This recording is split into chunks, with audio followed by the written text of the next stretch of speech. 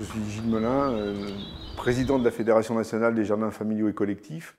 La définition du jardin familial, c'est la mise à disposition d'une parcelle pour une famille dans un site collectif. Les jardins ont évolué, ils étaient d'abord nourriciers, avec une vocation aussi de loisir peut-être et d'économie. Et maintenant, on a une vocation du jardin qui est une vocation environnementale, de lieu où on va préserver la biodiversité dans son ensemble, végétale, animale et sauvage et domestique, puisque le jardin conserve des espèces de légumes et divers et variés. Une fonction sociale évidente et de plus en plus prégnante compte tenu de nos banlieues qu'il faut accompagner socialement. C'est des lieux d'insertion, parce qu'il y a des primo-arrivants qui sont effectivement souvent au plus près du jardin, parce qu'ils arrivent de la ruralité de pays très divers.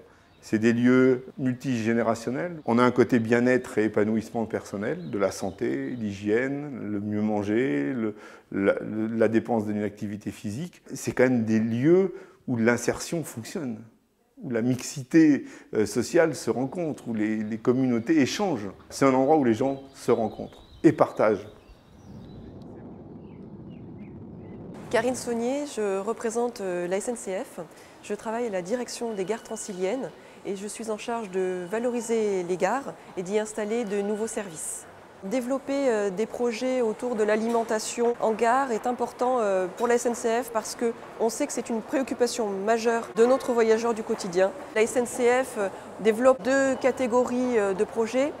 Des projets qui sont aujourd'hui en phase de déploiement avec les paniers fraîcheurs ou les poireaux de Marguerite. Il s'agit de vendre des paniers de fruits et de légumes. Beaucoup de voyageurs ont en tête ce rendez-vous hebdomadaire où le producteur est là, en gare, et on a toute une file d'attente pour pouvoir acheter son panier de fruits et de légumes. Et puis des projets qui aujourd'hui sont en phase exploratoire, où on est plutôt sur un produit fini de plats cuisinés ou vendu sous forme de kit. Et ça, ce sera avec la start-up Foodette. Donc on achète son kit et on peut ensuite cuisiner à la maison. Notre but, c'est de rendre une gare pratique, utile, un lieu d'échange, de vie, un lieu du quotidien. Je suis Luc Stéphane, chef de projet restauration au conseil départemental. Jean-Philippe Vindex, chef de cuisine au collège Pierre Brossolette. Je suis un acteur du terrain sur le projet restauration. Le projet restauration, c'est améliorer la restauration des collégiens, une meilleure qualité, des meilleurs lieux de restauration et que les collégiens deviennent des éco-citoyens. Le vrai enjeu du projet restauration est que la restauration est un facteur aussi d'aide à la pédagogie. On n'est plus simplement le cuisinier. On est aussi gestionnaire de nos flux, gestionnaire de nos approvisionnements. Il faut être aussi cuisinier responsable, responsable des déchets qu'on peut générer, responsable de la qualité qu'on peut donner à nos collégiens. La casquette, elle a changé, c'est une multitude de casquettes maintenant.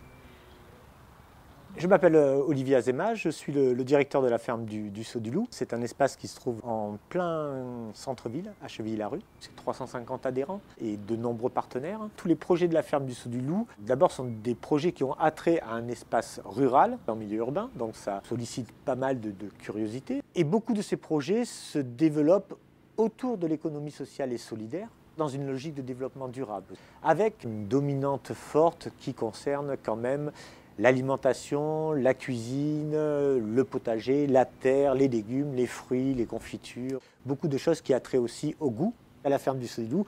Comme beaucoup d'endroits en ville, on mange, on fait à manger, on fait du sucré, on fait du salé, on échange des recettes.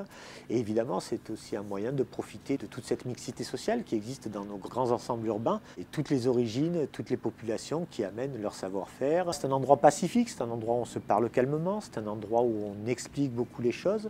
On ne va pas changer l'histoire de l'humanité, mais en tout cas, on ne fait pas de choses graves et chaque fois qu'on fait des choses, c'est utile. Et en même temps, les gens, et notamment les jeunes, c'est assez important pour eux, voir rapidement ce que l'on fait ensemble et ce à quoi ça va servir. On voit bien que dans l'aménagement des espaces urbains tels qu'ils s'organisent, la réflexion porte sur est-ce qu'on ne mettrait pas un petit coin dans lequel on va fleurir, un petit coin dans lequel on va potager. Il y a toujours un espace pour cultiver maintenant.